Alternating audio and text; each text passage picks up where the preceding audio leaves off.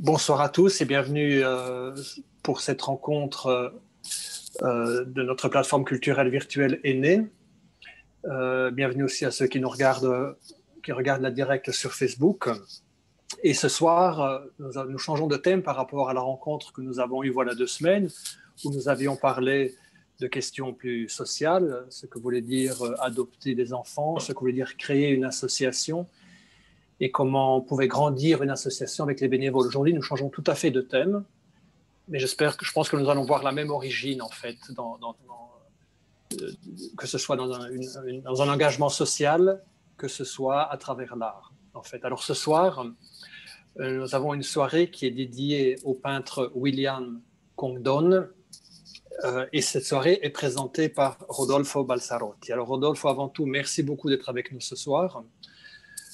Rodolfo est sans aucun doute le plus grand connaisseur de l'œuvre de William Congdon. Il a écrit non seulement parce qu'il a écrit plusieurs une biographie, mais parce qu'il a connu personnellement William. Je pense qu'on peut dire que vous étiez amis. Et puis vous êtes actuellement le directeur scientifique de la Fondation William Congdon. Je vous avoue simplement pour introduire un petit peu votre exposé, que l'art contemporain, pour moi, est très difficile à approcher. Je pense que tous ceux qui ont été invités ont vu, par exemple, la peinture qui s'appelle Virgo Potens, ce carré jaune. Et voilà, on a beaucoup de questions. Moi, j'ai beaucoup de questions personnellement.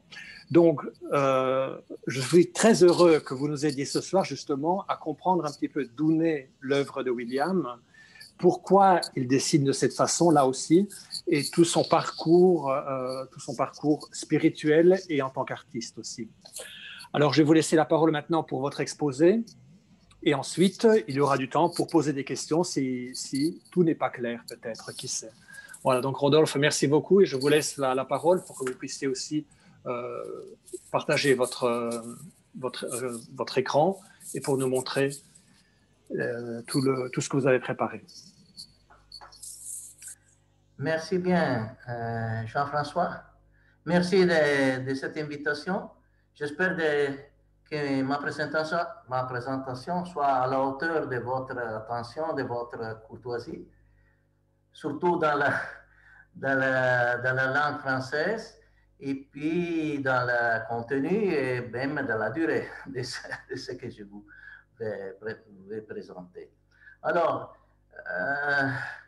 je commence maintenant, je entre dans le sujet. Avant tout, vous proposant une sorte de sommaire de ce que nous allons, du parcours que nous allons faire, que ces 5 étapes sont 5 étapes de sa vie auxquelles correspondent des tournants, on peut dire des conversions.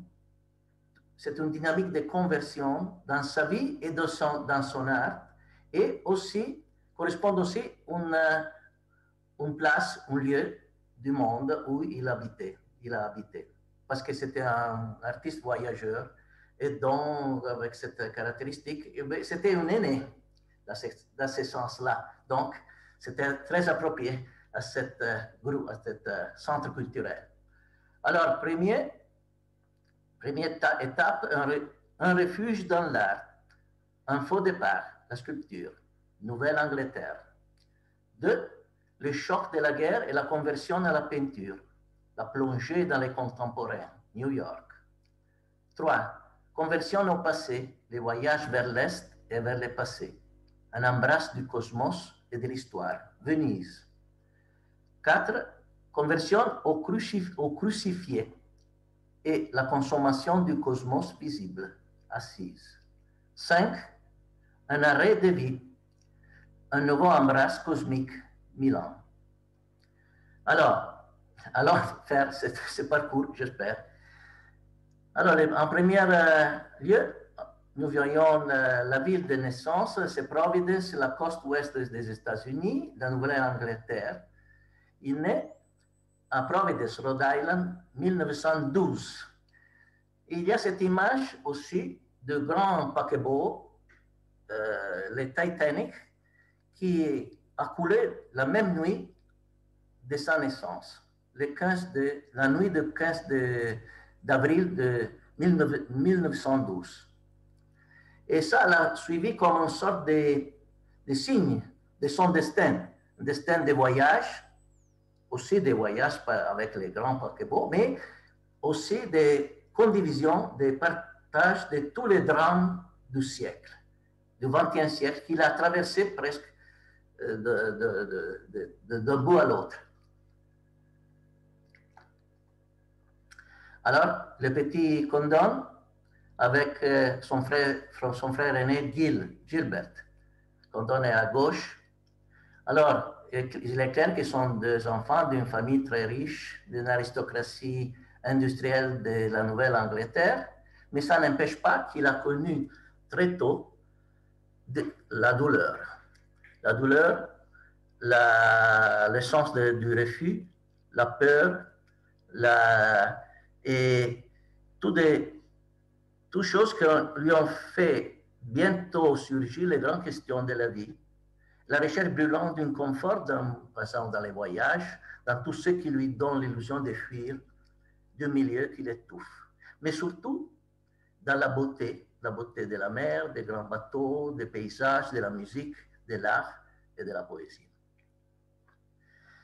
Alors, seulement après l'université, comme il pensait d'être totalement inepte, un désadapté, qui ne pouvait faire d'autres professions sérieuses dans le monde des affaires de sa famille, il obtient le permis d'étudier l'art, et précisément la sculpture, qu'il fait des cours avec un maître privé à Boston. Il faut dire que ça a été un pis-aller pour lui. C'était simplement un refuge d'aller où il pouvait aller sans être écrasé par le milieu autour de lui. Et donc, il y a deux exemples de ces sculptures quand il a commencé à faire des choses plus professionnelles. Et c'est intéressant que nous sommes dans 1940 et il fait cette image de la, comment on dit, de la piété, de la pitié, de la pietas. Ce sont des mers douloureuses, mais c'est l'époque où la guerre est déjà commencée en Europe. Mais le langage, c'est un langage, on pourrait dire, un peu timide, même s'il tombe de certaines expressions, certaines déformations expressionnistes, non, dans la sculpture de droite. Mais il y a peut-être du talent, mais pas du génie, pas du courage. Pour ça, il fallait véritablement une sorte de choc. Et sa véritable naissance en artiste commence exactement quand il interrompt son travail de sculpteur. Il doit s'enrôler dans les 42 dans un corps de volontaires ambulanciers. Et il participe à la guerre en Europe, en Nord d'Afrique, puis en Italie, et puis en Allemagne. Ce sont 3-4 ans où il peut faire seulement des dessins qui documentent les désastres de la guerre et pas beaucoup du point de vue artistique, mais il y a un grand changement en lui-même, dans sa conscience d'homme et même d'artiste. Parce que la guerre lui révèle les blessures de l'humanité. Et sont les blessures de ce type. Sa première image, c'est l'image de l'abeille de Monte Cassino écrasée par un bombardement, qu'il a vu directement. Et puis, autre choc, plus grand encore, quand dans les camps de concentration de Bergen-Belsen, nazis de Bergen-Belsen, il voit la mort en masse. Et là, il fait ce portrait d'une femme juive, encore vivante, mais qui lui dit « Demain, je serai mort ». Alors, dans l'impuissance de faire autre chose, il prend le crayon, il prend des papiers et lui fait le portrait. Elle s'apercevra de ça et fait le geste de s'arranger les cheveux. Alors, pourquoi ce sont importantes ces deux expériences de Condon? Je pense qu'il a vu que l'homme est capable d'effacer son visage humain, soit individuel, au niveau individuel, soit au niveau collectif. Même le visage de la communauté qui s'exprime dans les formes de son habitation, je ne sais pas comment on dit, de son habitation, de son habité. Je n'arrive pas à dire mieux. Habitat. Hein? De son habitat. Habitat. De son habitat. De son habitat, c'est dit? Merci, c'est ma professeur de français. Et ça, bon, ça c'est très important. Les critiques, les historiens plus autorisés de l'art de Condon, c'est Fred Licht qui a écrit « C'est un état d'urgence qui a fait que Condon prend conscience de l'art. Pas un processus, mais une conversion instantanée, irrévocable. Depuis le tout premier début de l'art de Condon devait se développer sous les signes de ce qu'on peut résumer en un seul mot, pietas, la pitié, la compassion.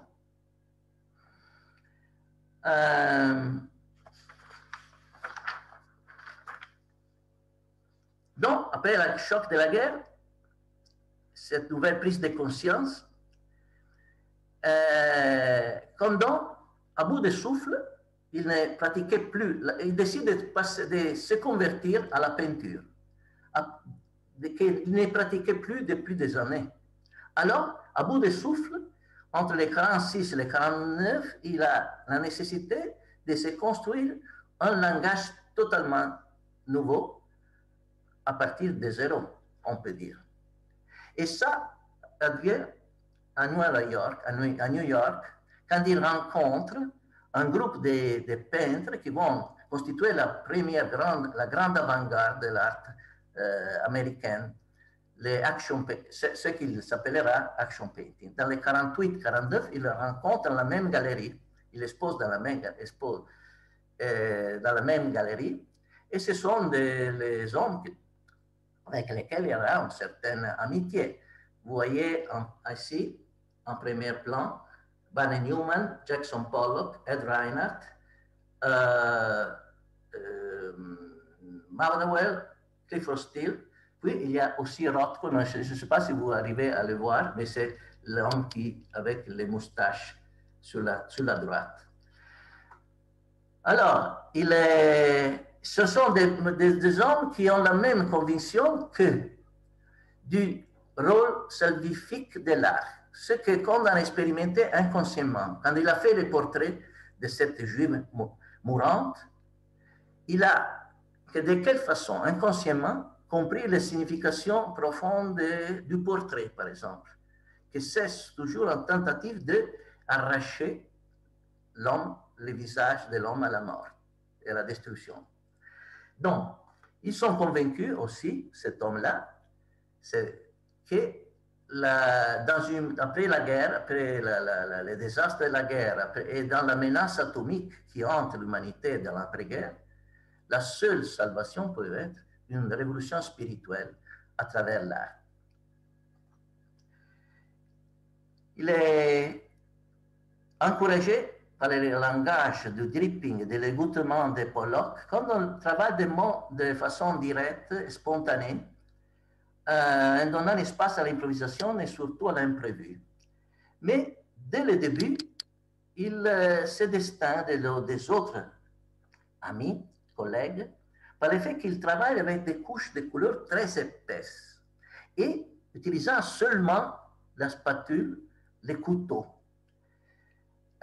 sur une surface dure, qu'on voyait dans les photos à la droite, non? Sur une surface dure. Pas de pinceau, pas de toile. Ça, c'est un refus moral. Et c'est très intéressant, ces choses-là. Donc, et des surfaces dures, peint sur des surfaces dures, avec une préparation noire et puis un poinçon, vous voyez, avec lequel il va inciser, graver, creuser, gratter dans la pâte épaisse des couleurs. C'est une façon de peindre que vous voyez très violent, qui contient en elle-même une certaine violence, où effacer et construire vont de pair.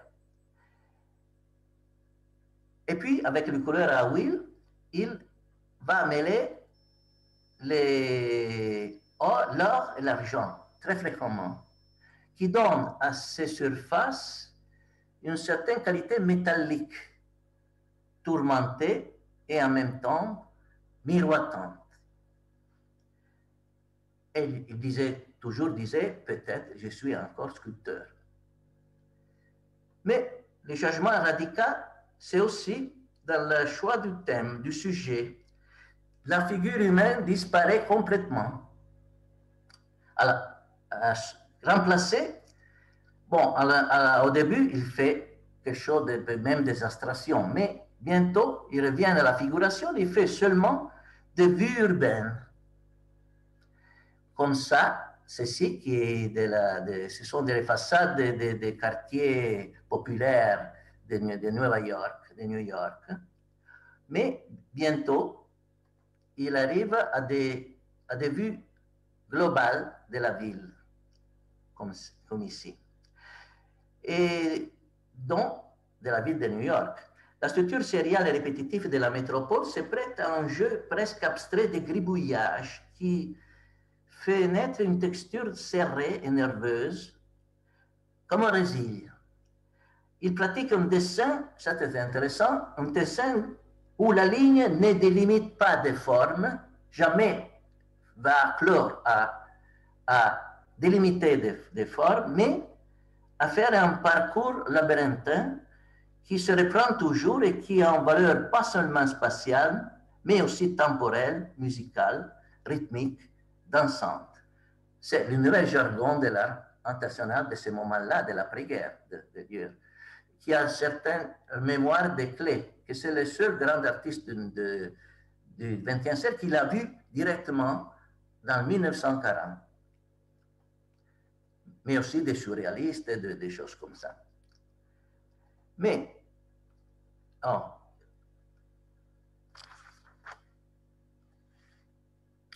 alors, et je pense que son chef-d'œuvre de ce moment, c'est la Black City, Cité Noire de 1949. Il vaut la peine de les lire, ces autocommentaires qu'il fait. New York, 1949, à moi l'image de la cité haute et profonde se conçoit. Elle devient la cité noire, pleine de coups de griffes déchiquetés par les néons. Ainsi, mes tableaux, pleins d'entailles. New York. Je pense que je dois prendre de l'eau parce que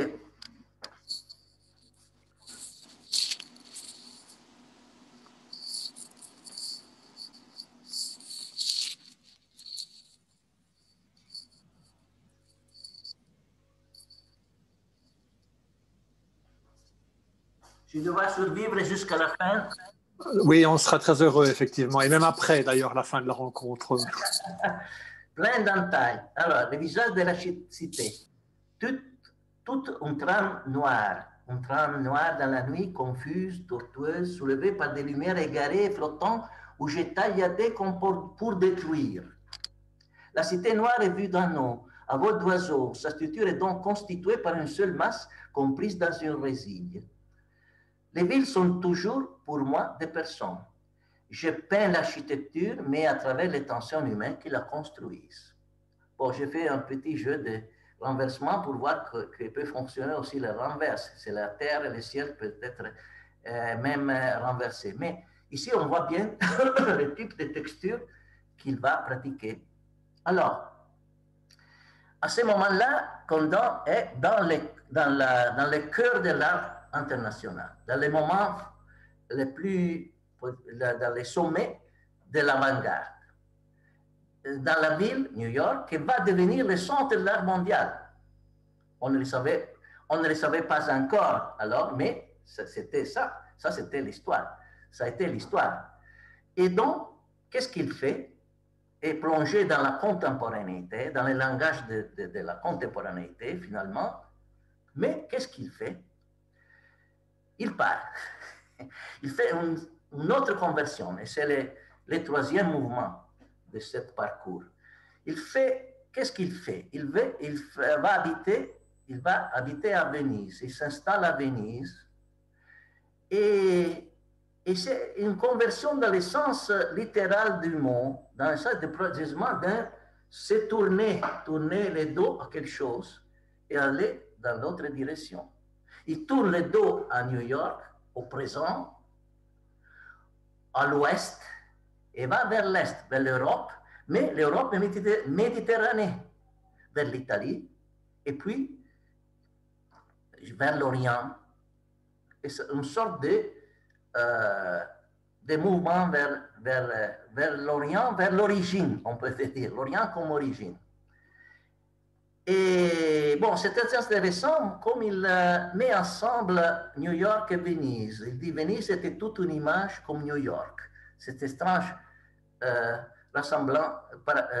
comparaison entre les deux, excusez-moi.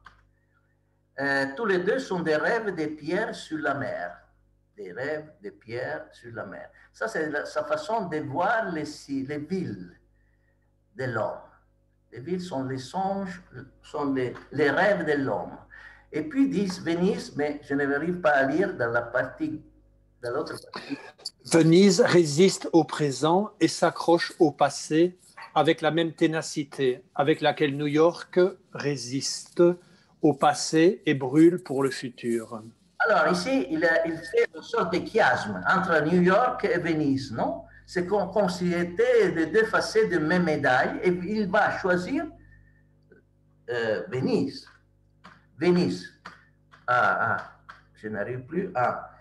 Et donc, voici les premières épreuves qu'il fait, cette vision de la basilique du Rédempteur à Venise, avec son reflet dans l'eau, qui fait une seule forme, et on voit quel type de déformation il pratique dans la...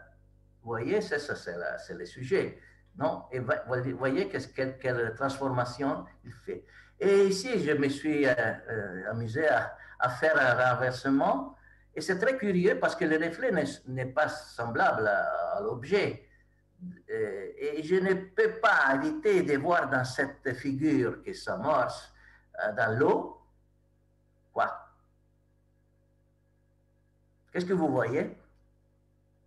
Ouvrez votre micro, hein, il faut que vous m'aidiez parce que sinon... Comment? Je dis que les autres personnes peuvent ouvrir leur micro pour m'aider. Qu'est-ce que vous voyez dans l'eau? On voit comme la Sainte Famille.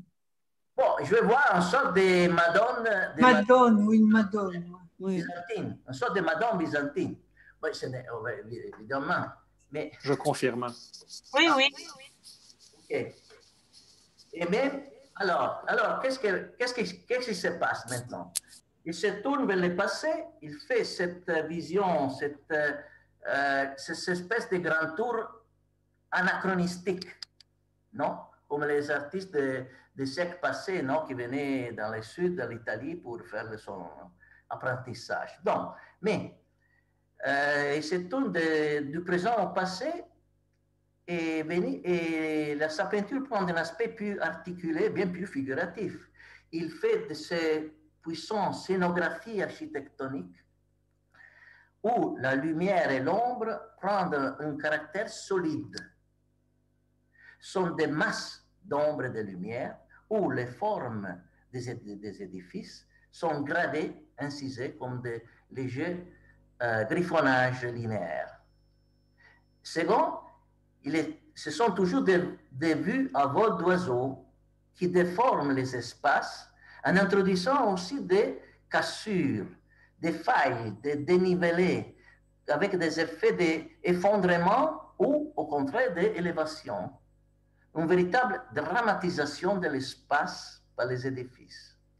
Mais surtout, donnant un sens d'instabilité, cette assise, c'est une image d'assise, ici c'est l'érecté d'Athènes, et d'instabilité, de précarité, ce sont des architectures chancelantes, toujours chancelantes.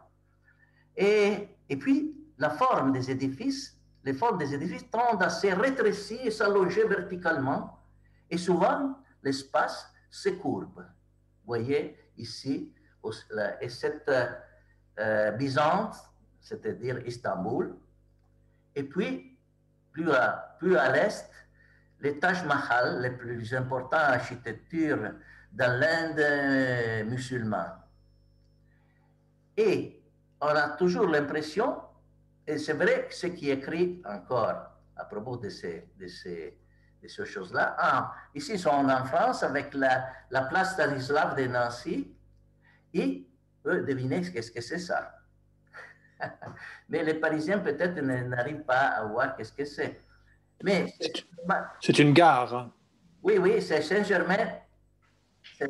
Saint-Germain, c'est... Saint-Germain.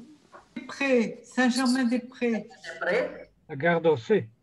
Non, non, non, c'est pas la gare d'Ossé, c'est la gare de Saint-Germain-des-Prés avec cette trou, cet effondrement et cette élévation du château. Le château qui va vers l'eau, vous voyez cette cassure dans l'espace, non, qui toujours vont diviser l'espace. C'est très intéressant ce qu'a écrit encore Freilicht. Ces architectures reculent ou s'inclinent comme si elles allaient retourner dans une époque lointaine. Après une visite magique, après une apparition fantomatique au XXe siècle. C'est très intéressant parce que ces mouvements des architectures prennent une allure pas seulement spatiale, mais aussi temporelle. Alors, je pense que dans ces voyages, dans ces aventures, à la recherche des grands monuments de l'histoire, Condon a été influencé par une lecture qu'il a fait pendant la guerre de ce livre de Élie Faure, L'esprit des formes. Je ne sais pas si aujourd'hui on les connaît, mais c'était un très curieux historien de l'art et d'érudit qui a fait une grande fresque, une histoire de l'art mondial de toutes les époques, avec une perspective comparative et anthropologique, mettant en évidence les racinements des produits de l'art, de l'architecture, de la sculpture dans les milieux physiques, matériels, mais aussi voyant surprenant en eux, dans cette œuvre, l'élan de l'esprit humain à la recherche de soi-même, de se donner la forme à soi-même. Alors, c'est une vue anthropologique sur l'art que Condon partage. Et je pense qu'on peut vraiment voir ces œuvres, grande part de ces œuvres de voyage, ces représentations des espaces, des cultures, des lieux, comme une sorte d'ethnographie et anthropologie en image, en peinture, dans son langage. Mais il y a en particulier un passage du livre de Faure qui a profondément marqué. Je l'ai vu cité par Condon dans une déclaration de poétique qu'il a écrite à cet dans ce temps-là. Et là où Faure fait une sorte de portrait du peintre héros. La fonction du peintre dans les périodes de crise. Dans les périodes de crise, c'est-à-dire des crises de la communauté, où la communauté s'éclate et les hommes sont consignés à leur solitude, au chaos de leur solitude. Alors, si vous supportez la rhétorique de ces passages, je l'avais la lire. Si tu peux la lire, c'est mieux peut-être. Dans ces périodes critiques redoutables, où presque tous les individus désorbités errent dans les solitudes arides de leur esprit et n'agissent plus qu'au hasard de leurs impulsions, de leurs habitudes, quelques-uns, et le peintre en particulier, portent l'héroïsme du monde. Ils n'ont pas une autre fonction que de recréer dans leur âme, à leur manière, l'unité primitive pour la transmettre intacte à l'organisme qui sera. Quand les colonnes du temple s'écroulent, la fonction du peintre héros est de tendre ses deux épaules pour en soutenir l'architrave jusqu'à ce qu'un autre approche et lui permette de mourir. Non, pardonnez, voilà, j'ai vu que quel exploit de rhétorique a été déployé dans cette ligne, mais je pense que quand il croyait vraiment à ça, à cette figure du peintre héros, qui d'ailleurs a une certaine référence christique, mais aussi un certain surhomisme. Un surhomisme que quand même a partagé. Je pense qu'il a partagé parce qu'à ce temps-là, en évoquant ces périodes-là, il écrit, comme si j'étais assailli par un élan cosmique d'embrasser toute la Terre dans une image monumentale, j'ai voyagé rapidement en recherchant constamment dans les symboles rédempteurs des autres mon propre salut. Et donc et de son côté, à propos de cette anthropologie par image, encore Frédéric note, il dit que les peintures des édifices qu'il fait dans ces périodes de Condon sont des véritables biographies. Ce sont des biographies. C'est une exégèse, une forme d'exégèse qui fait des monuments, des espaces, des villes, une sorte de visage et une biographie. Il dit, ces biographies n'ont pas de compromis. Elles mêlent admiration et terreur face au spectacle de la vie, de la mort et de la seconde vie à laquelle renaissent les monuments quand la faculté humaine de reconnaître les sacrés les transforme en reliques puissantes. C'était une image très efficace parce que c'est presque un paradoxe, comment dire, et ces reliques puissantes, donner puissance aux reliques. C'est toujours cette idée. Alors, mais parle aussi d'admiration et terreur. Et ça, et quand de sa part, a toujours dit, a toujours affirmé, écrit, que le lieu fécondant des monarques, c'est la peur et la mort.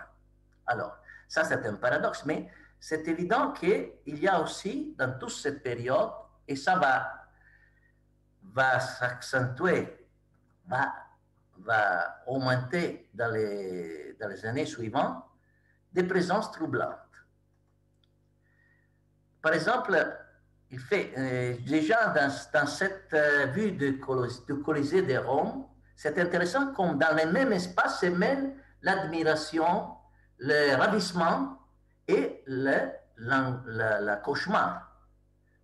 Si on voit la partie supérieure du tableau, c'est un parfait paysage qui se détend horizontalement, ça s'ouvre horizontalement, dans un espace qui se dilate, avec ses lumières et ses couleurs chaudes, tendres et chaudes de Rome. Il semble un tableau de Corot, pour ainsi dire.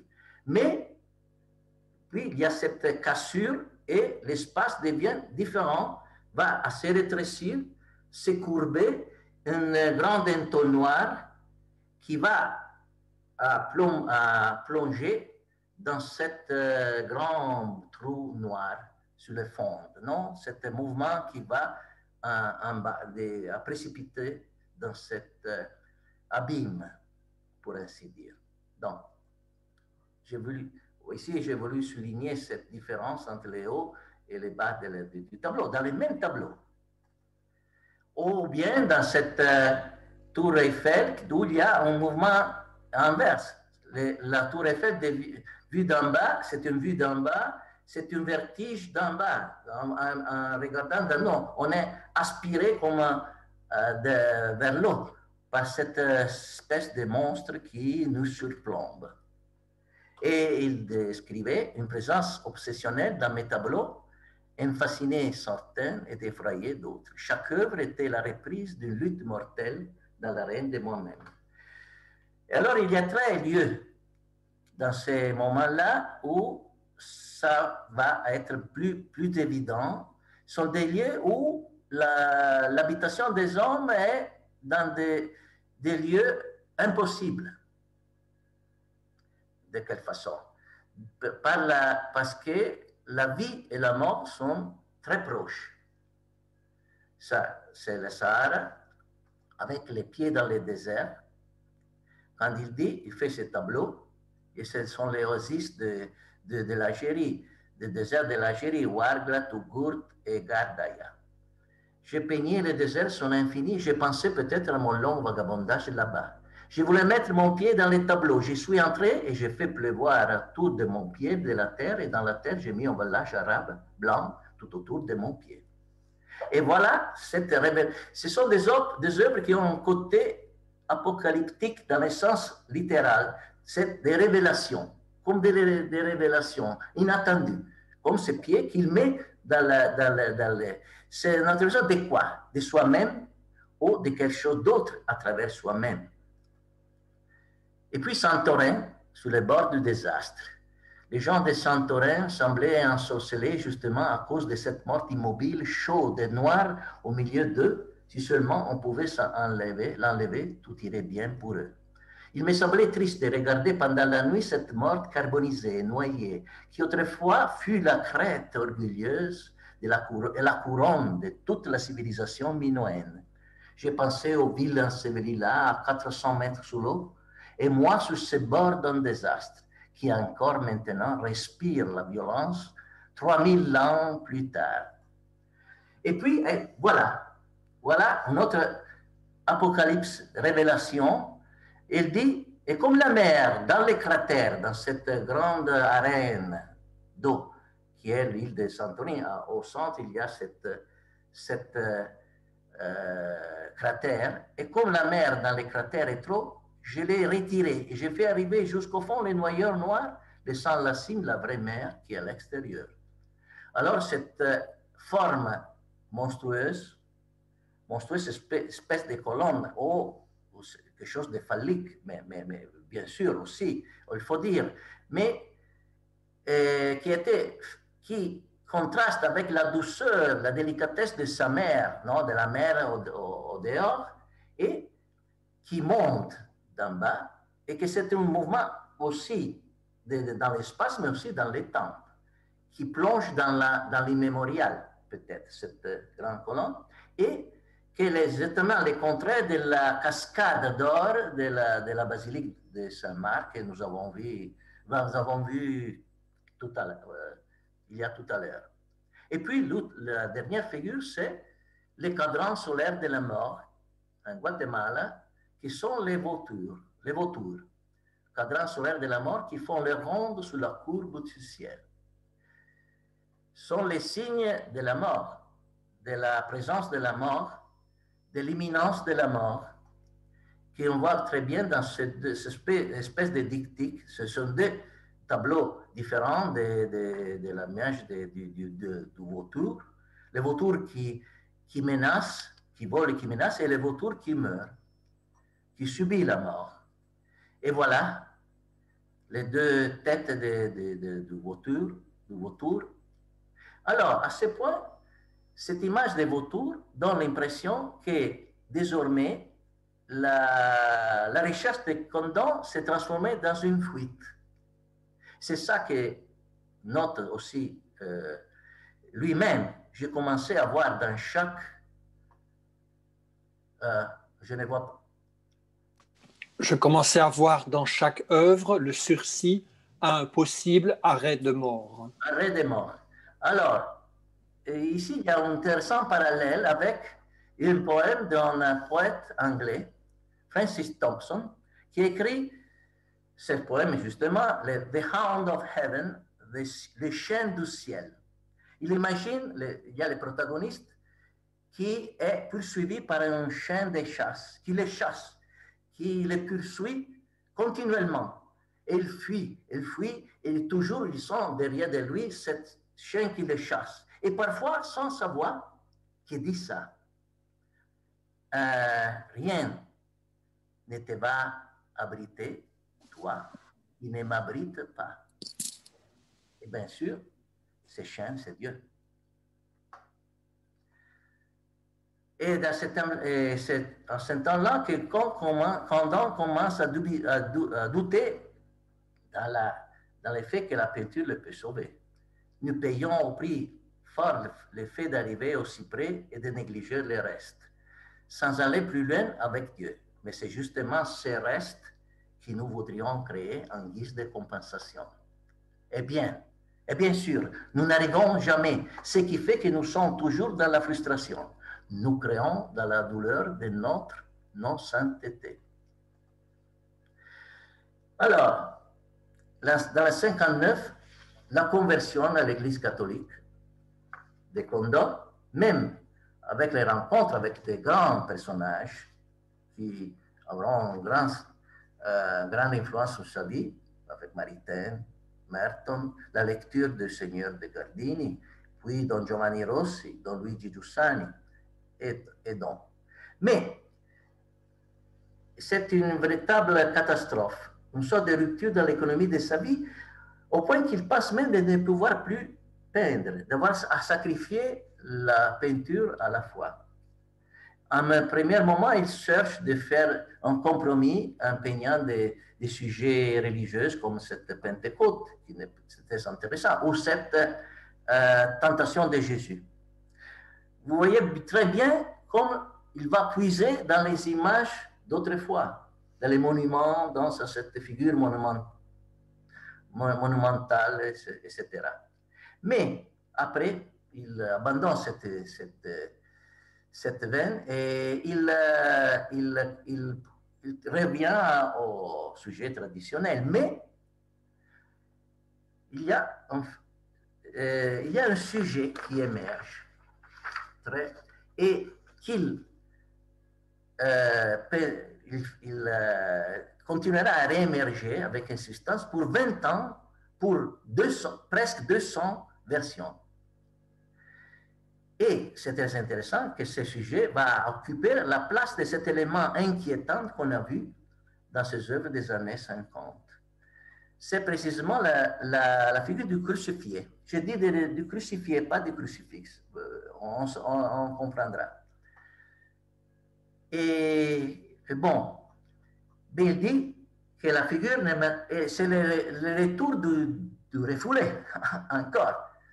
Le retour. Mais il dit, la figure ne m'intéressait pas en soi, mais la figure comme croix en ce que la croix fait du corps du Christ. La croix ne se voit pas, mais se voit le corps du Christ sur l'effet de la croix. Et donc, c'est-à-dire que dès le commencement, la figure revient, mais immédiatement commence à se consommer, à se défigurer.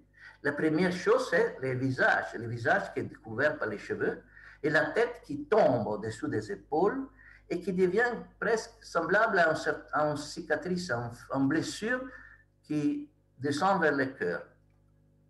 On voit, vous voyez, des autres versions, non? Comme ça va.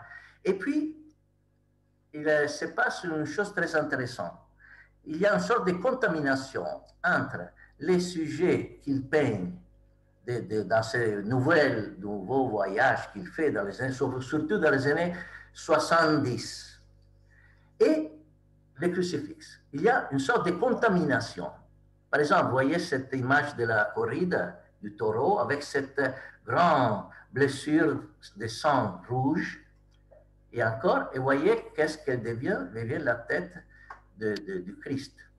Et puis cette image d'un bateau brûlé, c'était un accident tragique dans le sud de l'Italie, entre la Grèce et l'Italie, un bateau de touristique qui avait brûlé, une grande tragédie. Il était très touché par cette chose-là et commence à faire cette forme avec moitié blanc et moitié brûlé. Et qu'est-ce qu'il fait? Il la met en pied pour voir en elle la figure du crucifix. Mais surtout, ce sont les grandes villes avec le trafic violent, la violence du trafic des voitures sur les macadam. C'est quelque chose dont il voit toujours une sorte de violence, retenue, pas évident, mais toujours là. Une longue rue pleine d'un trafic qui ne serait pas différent de celui, c'est Bombay, c'est la rue de Bombay. de celui de n'importe quelle grande rue dans le monde aujourd'hui, sinon par le fait qu'elle passait à travers une misère indicible dans laquelle la marée boueuse des baraques et des gens avait été réduite indistinctement les uns des autres en enfer. Et donc voilà aussi ce passage, les figures sur les trottoirs qui peintent avec la cendre mêlée à l'huile, qui devient cette Christ larve, une sorte de larve, de régression du corps qui, c'est le corps qui se défait sur la pression de la chair, j'ai dit. Et plus de tout, une des œuvres les plus informelles qu'on donne à peine, c'est Crucifix 90, qui vraiment c'est un grand coulé de goudron, de bitume, qui d'un côté semble couler en mouvement d'un autre en bas, mais d'un autre côté, il semble quelque chose qui monte, qui jaillit, quelque chose comme ça. Et voyez quel type de matière, et ça nous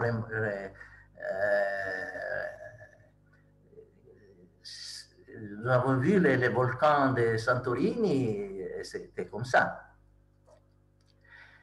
Alors, nous avons vu maintenant une des façons avec les crucifix se propose à Condon dans cette période-là, c'est-à-dire de l'extérieur.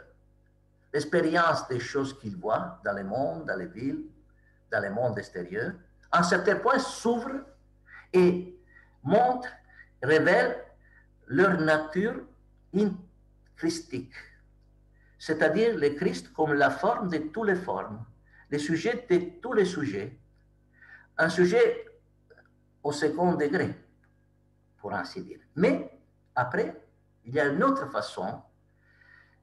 Il y a le crucifix qui est né de l'intérieur de lui-même, comme s'il participait intimement, comme sa participation très intime au sacrifice de Christ, à sa consommation obéissante à la volonté du Père, et qui se laisse custodier dans les ténèbres de la nuit du samedi saint.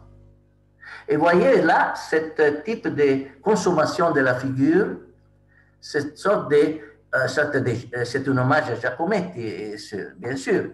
Il a la même, vous pouvez dire, la même intuition de cette consommation de la figure qui rentre dans l'espace de cette façon, comme une blessure, comme une cicatrice. Ou bien ici.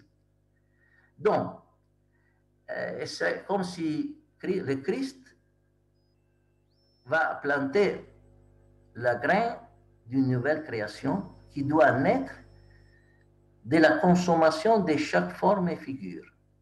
Cette barre suspendue dans l'espace obscur, c'est la forme élémentaire de laquelle peut sortir la nouvelle création. De quelle façon?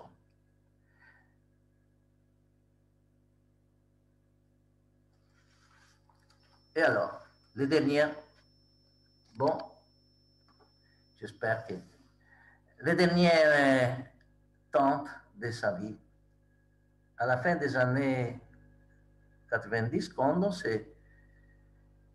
va habiter dans l'enceinte d'un monastère bénédictin, dans l'intérieur d'une ferme, dans la plaine de la Lombardie. C'est le dire tournant dans sa vie et dans son art. Un nouvel tournant. Il commence son dernier voyage en s'arrêtant. Il ne voyage plus. Mais c'est un arrêt. Mais pas un arrêt de mort, comme il craignait, mais un arrêt de vie. Il ne peint plus de crucifix. Pourquoi? Aussi. Bon, mon idée, c'est que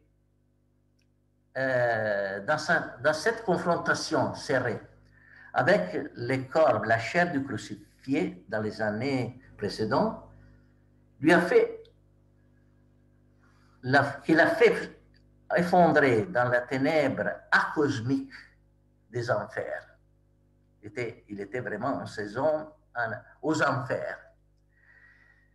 Maintenant, lui ouvre une nouvelle possibilité d'une embrasse cosmique. La chair consommée du crucifié lui fait découvrir la chair rédimée de la terre. Et précisément, justement, dans une terre, dans les humus, ça se comprend, dans les humus, dans les terrains humides, humides et féconds de cette plaine, de cette terre humide, une plaine plate, une humble, une terre humble. Humble, si, je sais, humble, si, une terre humble, une plaine plate, on pourrait dire une platitude, c'est-à-dire qui n'a pas des attraits particuliers, avec des partitions régulières en rectangle et carré, des champs délimités par des rangées de peupliers, par des canaux d'irrigation, où tout est nature et en même temps un produit du patient travail de l'homme. Lui-même le dit, je deviens paysan en peinture. Comment est possible?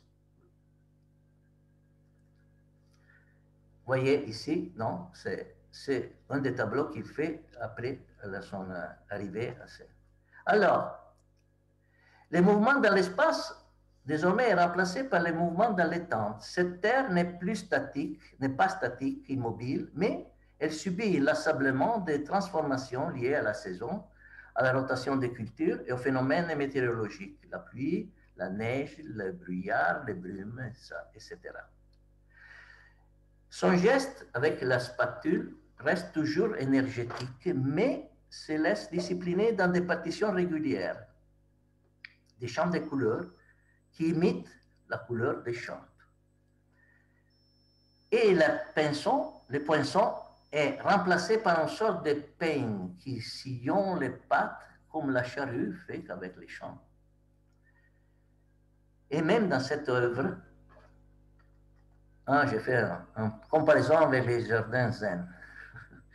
Mais dans ces tableaux, vous voyez quelle géométrie. Il est arrivé en géométrie qu'on ne pouvait imaginer avant. Mais cet tableau, Champ d'orge, c'est le titre, on voit bien qu'il arrive à utiliser le pinceau, vous voyez, mais simplement pour caresser. Vous voyez quel geste différent il va faire.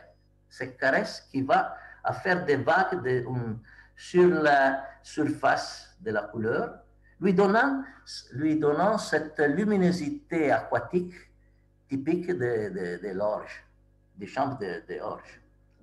Et de plus en plus, la couleur prend le dessus. Condon a été toujours un grand coloriste, mais la couleur restait en second plan parce que par la surabondance de la gestualité, des textures, de tout ça, de toutes choses comme ça. Maintenant, on assiste à une sorte d'apothéose de la couleur dans les tons dont les tons deviennent de plus en plus clairs, lumineux. Et s'il y a un thème dominant dans cette période, c'est précisément les dialogues variés entre la terre et le ciel, qu'ils rendent avec des configurations de l'espace très nouveaux, qui sont parfois les conduire au seuil de l'abstraction.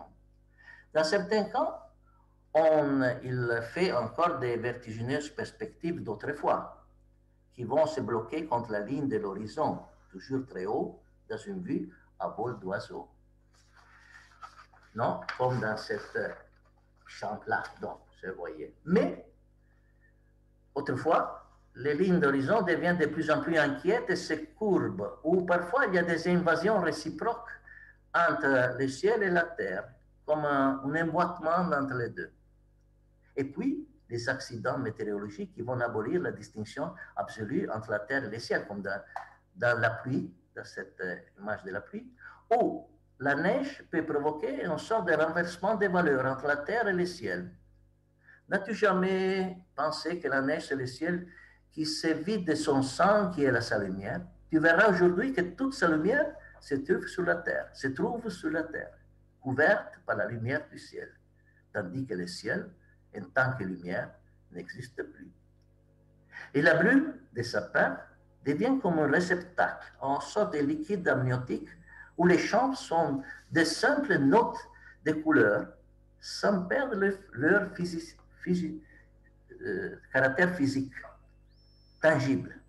Plutôt, les champs ne sont plus représentés, mais plutôt présentés.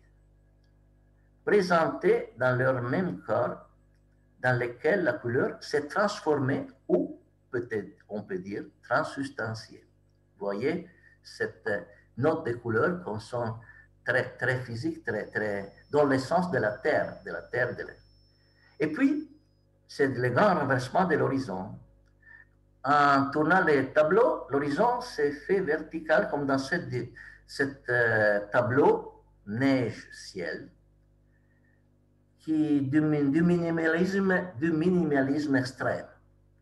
Parce qu'une seule note, un seul ton de couleur, avec une seule note de couleur avec une tonalité un peu plus sombre à gauche, c'est le ciel, plus clair à droite, c'est la terre, et au milieu, cette sorte de déchirure que c'est l'horizon. Et dans cette période, il écrit que l'horizon, c'est l'homme, et que la vie de l'homme se déroule sur l'horizon.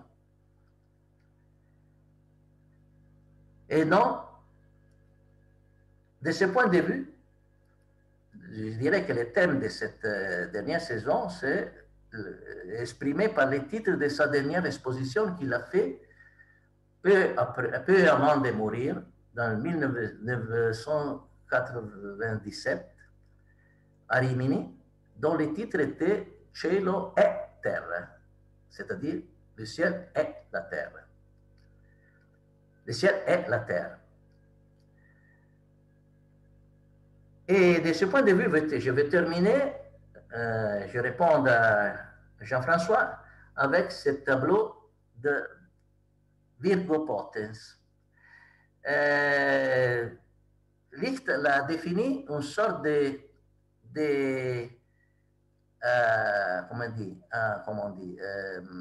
persiflage de Mondrian.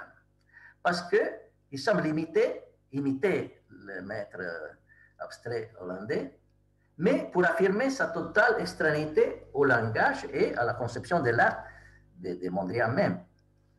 Mais il faut considérer avant tout certaines irrégularités. Il y a un carré qui ce n'est pas proprement un carré, mais vous voyez les irrégularités des contours, des bords, des masses de couleurs. Et puis surtout, ces jaunes, ce n'est pas les jaunes abstraits, une valeur abstraite pure, non, de couleurs, mais c'est principe, il contient un principe d'irradiation lumineuse.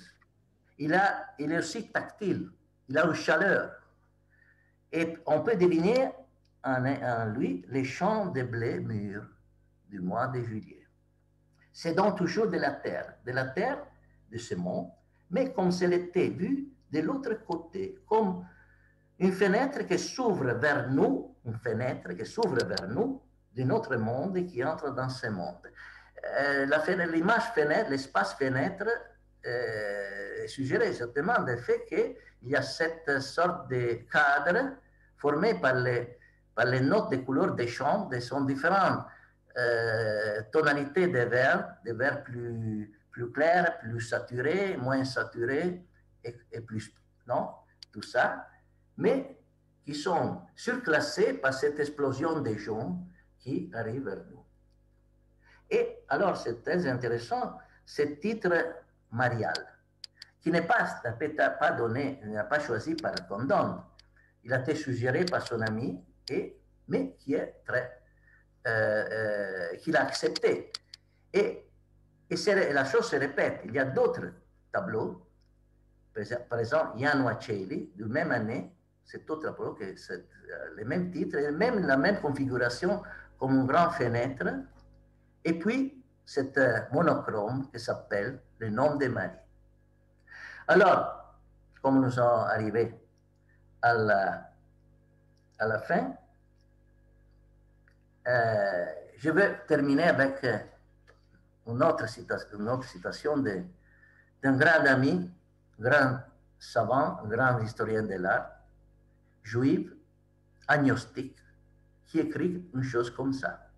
Tandis que Kandinsky ou même Rothko laissent derrière eux les réalités humaines tangibles, Condon nous introduit dans l'immanence de l'ubiquité d'une force divine devenue manifeste dans tout ce que nous pouvons connaître à travers nos cinq sens, à travers notre compréhension intellectuelle et émotionnelle de l'expérience. Son art, comme sa religion, se fonde essentiellement sur la transsubstantiation de la réalité et non sur sa sublimation.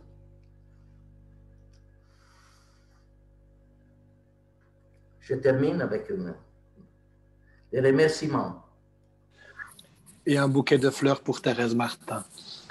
Merci beaucoup, Rodolphe. Un tout grand merci. Alors, si vous avez des questions, ouvrez votre micro. Moi, je pose peut-être deux petites questions. Ce sont peut-être des questions très larges. Donc, tu nous as beaucoup parlé de sa biographie, de son œuvre. Tu ne nous as pas parlé de ta rencontre avec lui. Donc, pas seulement de ta rencontre avec son œuvre, mais de ta rencontre avec l'homme. Si tu as envie, je ne sais pas, si c'est possible de dire quelque chose. Deuxièmement, tout le parcours que tu nous as fait à travers ses œuvres, il me semble que l'on peut comprendre ses œuvres, je dirais presque seulement à travers sa biographie ou ensemble avec sa biographie. J'imagine quelqu'un qui tombe sur un de ses tableaux.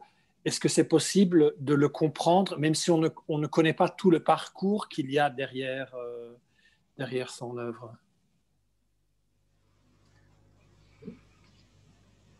Bon, évidemment, c'est le grand risque avec Condon, c'est vraiment un risque, mais c'est un risque qu'il faut assumer, parce que c'est vrai qu'il a vécu son œuvre comme un guide aussi de sa vie. Mais je pense que, et d'ailleurs, il était un homme, c'était un artiste, mais un artiste comment dire, à tout tondo, à tout... De tous les côtés. Hein? De tous les côtés. De tous les côtés. Accompli dans le sens qu'il était aussi un écrivain. Il écrivait très bien, très bien. Il a publié aussi dans des revues littéraires. Donc, il avait une grande... Et c'est vrai que dans certaines façons, ces mots, c'était pas toujours, mais dans ces moments les plus heureux, sont un contexte, constituent une sorte de contexte de son œuvre. Ça, c'est vrai. Chaque œuvre va compris dans son contexte, évidemment, non? Mais lui-même a posé et donc, je ne sais pas si c'est une réponse très incomplète, évidemment, le roman c'est formidable. Mais, et puis, non, je ne me souviens pas de qu'est-ce que c'est la première question. La première question, c'est sur ta rencontre personnelle avec lui, pas seulement avec son œuvre, mais avec l'homme. Tu ne nous as pas beaucoup parlé de ça. Ah bon. Tu l'as rencontré aussi personnellement. Oui, tu n'as pas seulement regardé ses œuvres. Bien sûr, une amitié très longue, parce que cette familiarité s'est établie à la fin des années 60, 68, 69, et jusqu'à la fin de sa vie, hein, en 1998. Donc, très long, mais j'ai un peu de rigueur à dire tout. Mais la première fois que j'ai vu Condon, c'était dans mon adolescence, quand j'étais au lycée, et des amis m'ont invité à écouter une conférence qu'il donnait à l'Université catholique. C'était un jeune du lycée de cette époque-là, 62. C'était l'année 62. Et alors, on m'a invité, mais c'était intéressant. J'étais, comme tous les jeunes de mon âge à cette époque-là, très solitaire, très timide, très tourmenté. J'avais abandonné le catéchisme, tout cela. J'étais parfaitement athée, positiviste, tout chose comme ça. Mais en même temps, j'avais la passion pour l'art, pour la beauté, pour l'art. Mais c'était comme deux rails qui allaient parallèles, sans interférence entre les deux. J'avais ce sens très fort de la finitude, de la mort. J'avais une pensée obsessive de la mort, par exemple, non, à cette étape-là. Et bon, mais mon athéisme était très tranquille et convaincu, très, bon. Alors, ces amis étaient des amis, je savais, qui m'invitaient à écouter ces conférences où ils parlaient de cette histoire de sa conversion. Alors, ça ne m'intéressait absolument pas. Donc, je suis allé avec beaucoup de méfiance à ces rencontres. Non? Tant pour n'être pas, come si dice, sgarbato, n'être pas malpoli avec ces gens qui me paraissaient si gentils, comme ça, non? Mais on m'avait invité. Alors, la chose intéressante, c'est qu'il a pris la parole, il a parlé pour 45 minutes peut-être. Je ne me souviens pas de ce qu'il a dit. J'ai seulement qu'après son discours, j'étais totalement changé.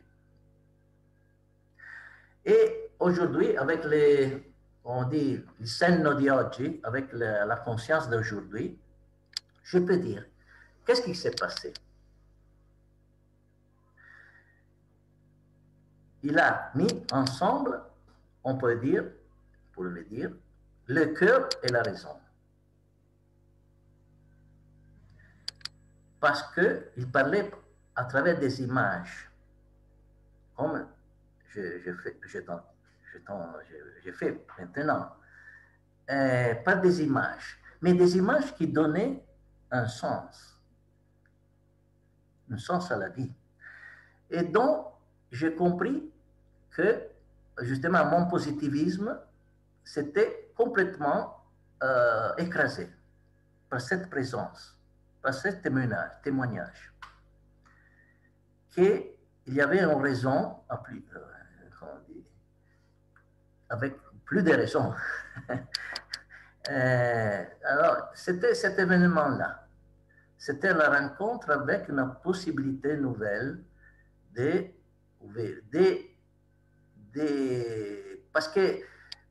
pourquoi je dis que... Parce qu'il parlait de quelque chose de très réel, avec ce langage, plein d'images, plein de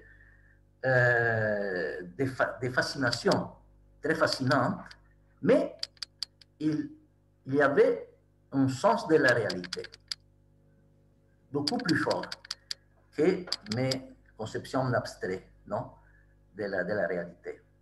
Et donc ça a changé totalement ma vie. Et je pense que ça avait à faire avec son art.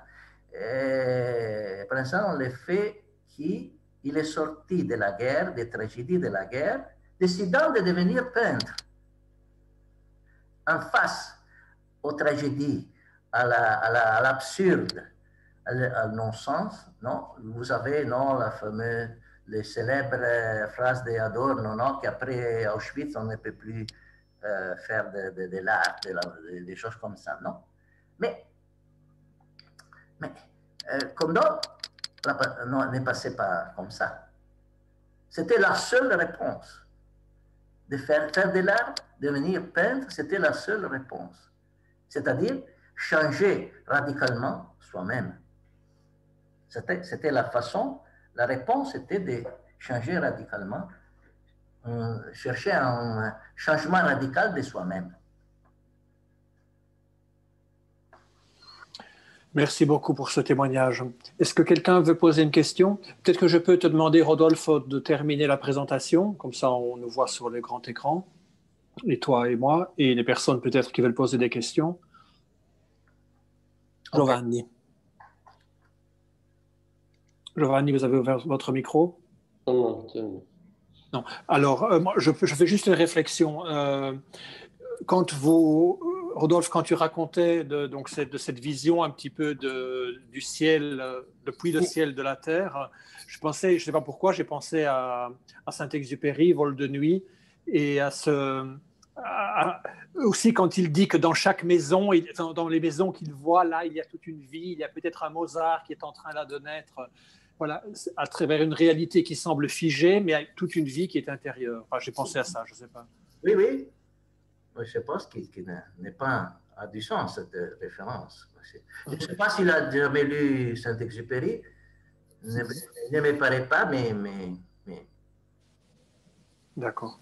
Et aussi, tu as parlé du refus moral du pinceau, mais je n'ai pas compris pourquoi, après, dans ce que tu nous as raconté, ce refus moral d'utiliser le pinceau. Ça, c'est un point beaucoup intéressant. Il a été un peu approfondi par Massimo Cacciari, le philosophe, Massimo Cacciari, qui a écrit. Et moi-même, j'étais très surpris quand j'ai lu le livre de Florensky sur l'icône. C'était quel est le titre de La perspective inversée, peut-être. Non, c'était non. En italien.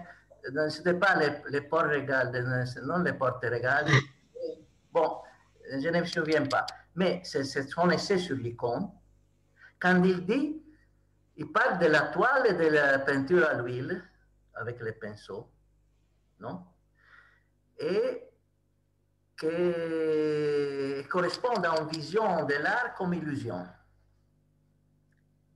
Tandis que l'icône requiert un support solide qui soit le plus possible semblable au mur, à la paroi, à une paroi.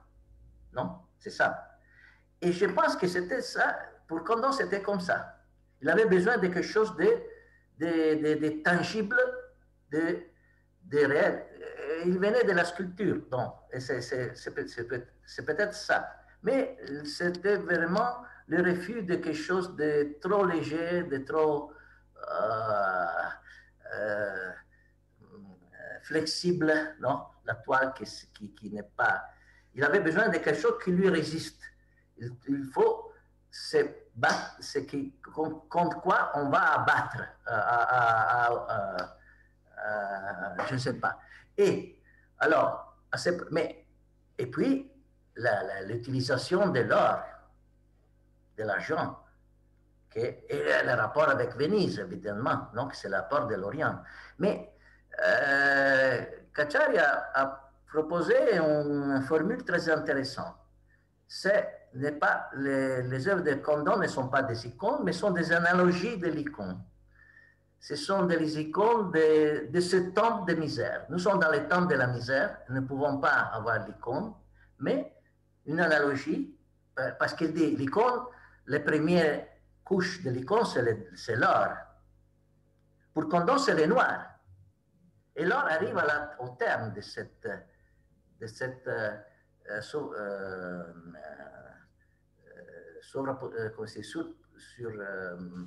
superposition peut-être. On arrive à la fin de ça.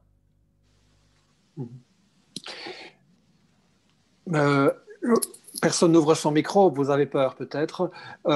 Encore, tu ne nous as pas parlé. Non. Vas-y Thérèse alors. Moi, je voulais juste demander à Rodolphe. À un moment, tu as parlé de la sculpture, donc, enfin de la sculpture, de cette première époque où Condon s'est essayé à la sculpture, et tu as dit, là, dans la sculpture, il avait du talent, pas de génie, pas de courage. Oui. Et ça m'a un peu frappé.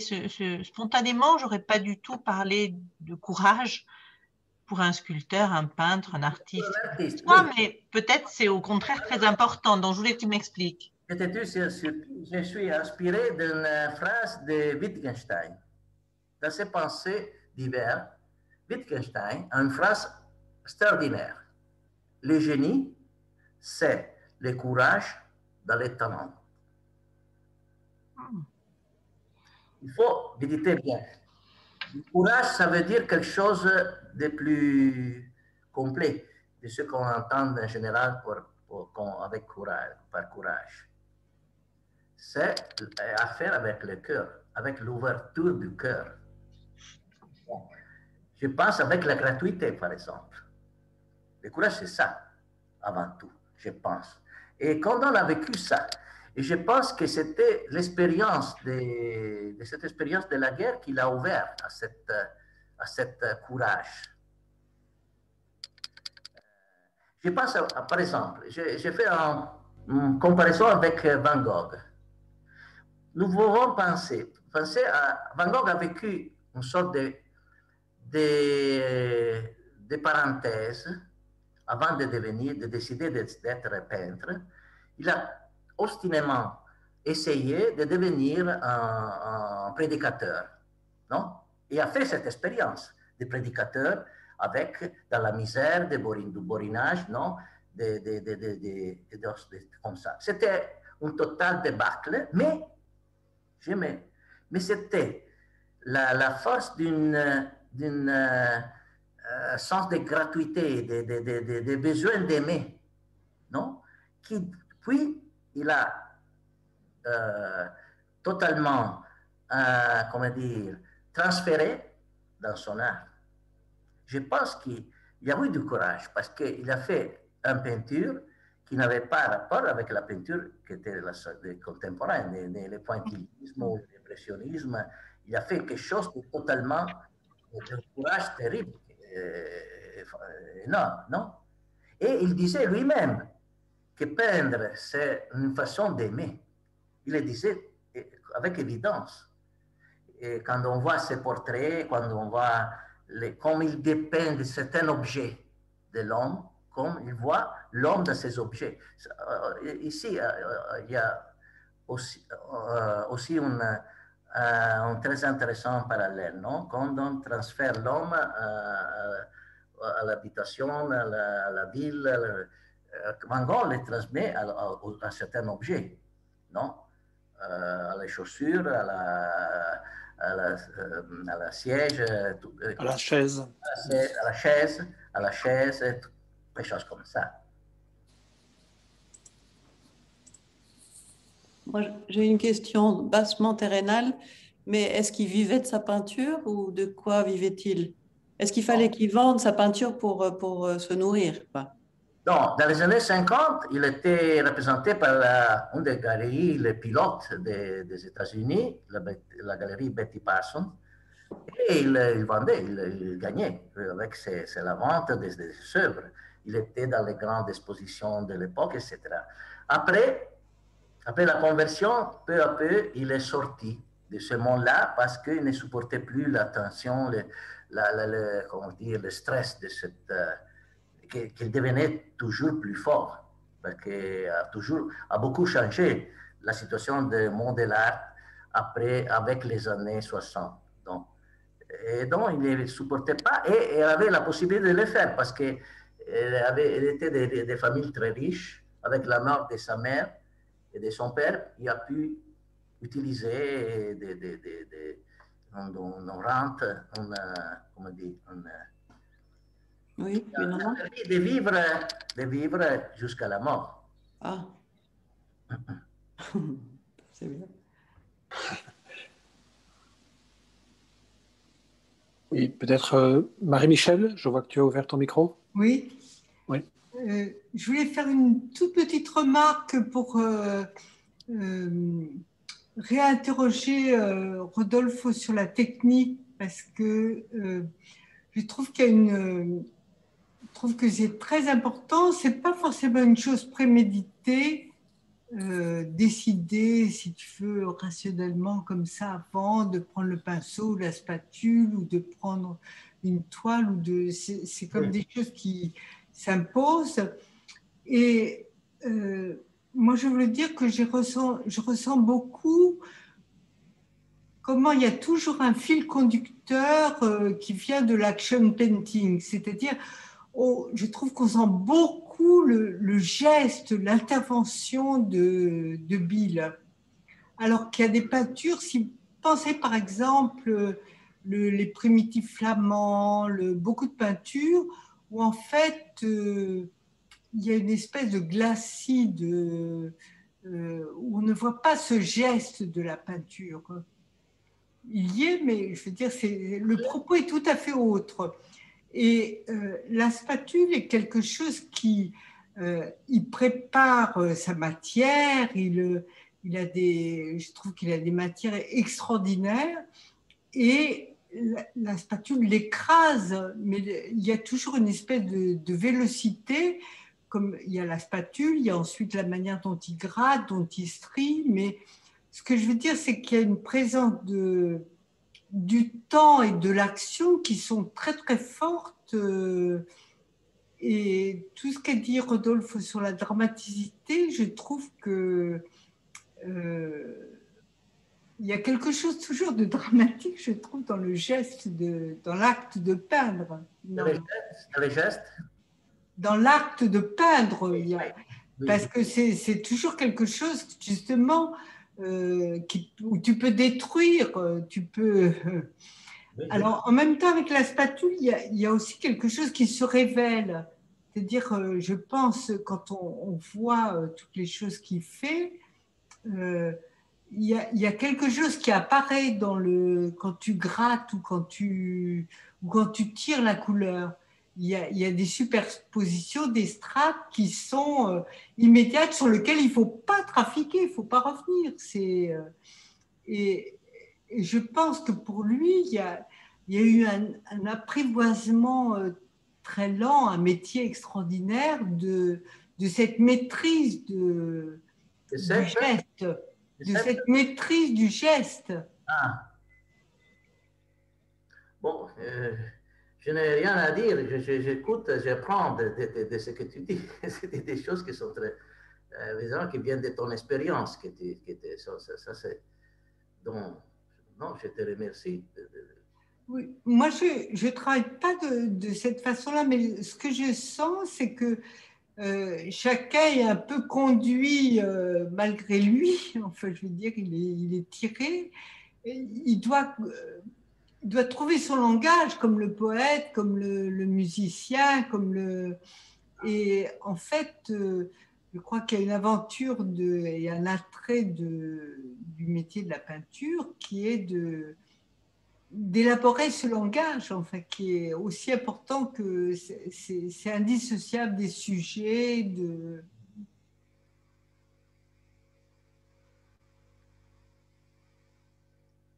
Merci. Merci beaucoup pour cette précision, Marie-Michel. Est-ce que quelqu'un veut encore dire quelque chose? Nous avons reçu des remerciements qui nous viennent d'ailleurs du Canada. Louis qui remercie du Canada sur la page Facebook, et aussi Anne-Geneviève qui remercie parce qu'elle dit que les œuvres montrées trouvent une cohérence dans leur ensemble, donc à travers effectivement tout le parcours que vous nous avez fait ce soir. Alors, je ne sais pas si quelqu'un veut encore intervenir ou sinon nous allons conclure. Oui. Mais on n'entend pas. On t'entend très bien, Dino. Ouais, oui. Oui. Mirko, oui. Premièrement, Dino. Tu as raconté comment tu l'as entendu, mais tu n'as pas raconté comment tu as pu devenir ami. Comment? Ça m'intéresse. Ah, Comment tu es devenu ami, pas seulement la rencontre, mais pourquoi vous êtes devenu ami avec Bill? Ami avec Bill, bon, c'était des rencontres. Je suis devenu ami de quelqu'un qui était son ami. Ah, voilà. Et qui m'a invité à aller à Subiaco, où il avait son étude. Okay. Deuxième question. À la fin, est-ce qu'il peignait toujours le dernier tableau de la basse? C'était toujours avec la spatule? Oui. Parce que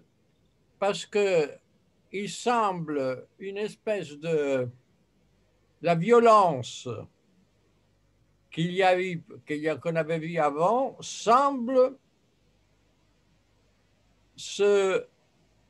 s'apaiser. Oui. C'est-à-dire le rapport qu'il a avec le tableau semble différent de celui qu'il avait avant. Voilà. Non, je te remercie beaucoup parce que si vous voyez, c'est un tableau presque monochrome que j'ai montré à la fin, non? C'est Jan Wacelli. C'est extraordinaire qu'avec la spatule, les couteaux, il peut faire des tesure, des aplats de délicatesse extraordinaire, avec des mélanges de plusieurs tonalités qui est extraordinaire, fait avec les spatules.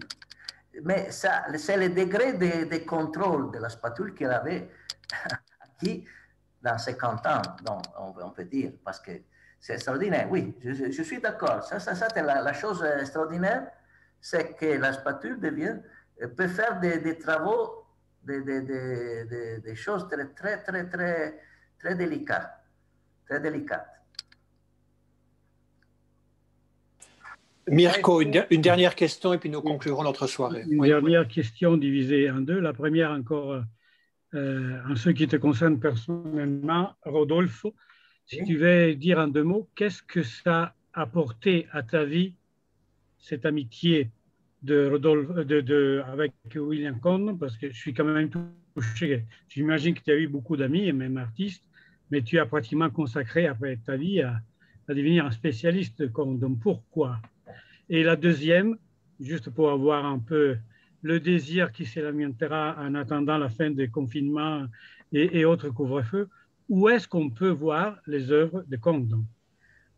Où est-ce qu'on peut les trouver? Alors, nous avons une certaine quantité de tableaux de toutes les périodes de sa peinture chez la Fondation, mais nous n'avons pas de l'espace suffisant à les mettre pour les exposer.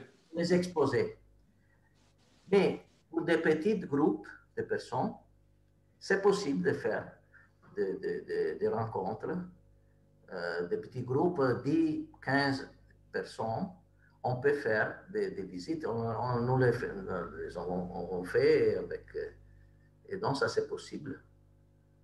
Et pour les premières questions, je pense que j'ai répondu. Il a été en présence générative, comme je peux dire, comme un rapport avec un père, de cette façon. Parce que dans ma jeunesse, ça a été la rencontre fondante. Ça, simplement. Voilà, merci beaucoup. Alors, je pense qu'on peut nous souhaiter à nous tous de pouvoir faire des rencontres qui sont fondatives, on va dire, qui vont fonder notre vie, qui vont nous changer, un peu à l'image de la vie de William Condon, qui a été de conversion en conversion. J'ai beaucoup aimé ce pluriel que tu as utilisé tout au début de la rencontre. Tu as parlé de dynamique de conversion avec un S au bout. Voilà, c'est jamais quelque chose qui arrive une fois pour toutes, mais qui doit toujours continuer. Alors, voilà, merci beaucoup Rodolphe pour cette soirée. Je vous invite tous à visiter la page ENE. Maintenant, nous avons une page, un site web qui est très simple à trouver, c'est e-nee.online. Et vous pourrez y retrouver par exemple la rencontre de ce soir, mais aussi toutes les rencontres précédentes. Et c'est là aussi que vous trouverez le programme qui suivra pour les prochaines rencontres que nous vous proposerons. Voilà, merci à tous d'avoir été avec nous. Rodolphe, encore une fois, merci. Et j'arrête ici notre live sur Facebook.